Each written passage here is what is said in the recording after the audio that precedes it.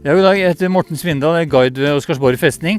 Nå er vi på Seiersten, like ved Veisvingbatteriet, et veldig kjent turområde og utsiktsområde. Det som ikke er så kjent her, det er det som er på denne siden av veien, som faktisk spilte en rolle 9. april 1940. For det ble i august-september 1939 så ble det bygd stillinger for 2 luftvernkanoner her. Det var det eneste nye kanonene festningen hadde. Det var 2 40 mm Bofors L60-kanoner. De sto da her oppe. Det var ganske avanserte kanoner. Sjefen var løytnant Hans Solli.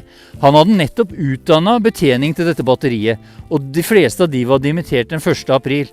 Så fikk han inn nytt befal, nye rekrutter den 1. april, som han skulle lære opp på disse kanonene som disse mannskapene aldri før hadde sett. Så det var ganske utrente mannskaper han hadde.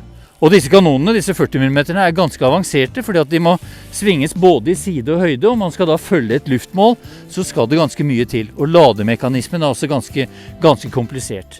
Men de skal kunne skyte en 120 skudd i minuttet, og skuddet kan nå 8-9 000 meter, men mot luftmål er de effektive bare på en 1500 meter.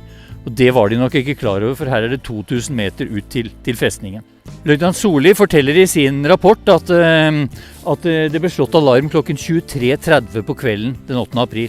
Da var det helt mørkt. Disse kanonene hadde ikke lyskaster, så det var ikke så mye de kunne gjort på den tiden. Men det skjedde heller ikke så mye da på natta, og ved 2-tiden så gikk Solli ned til Husvik, fordi da kom sjøflyene fra Karl Johansvern. De skulle komme inn og legge seg i Vindfangerbukta, og det skulle da Solli hjelpe til med.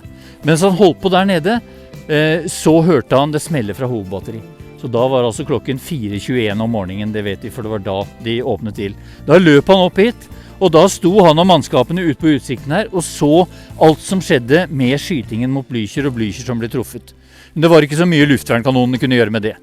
Litt senere på morgenen, så fikk de melding fra Oscarsborg om at 20 fly var på vei innover fjorden.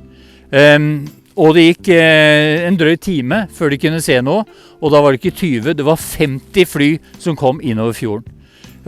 Ifølge Solli var det 2-motors bombefly av 2 eller 3 typer.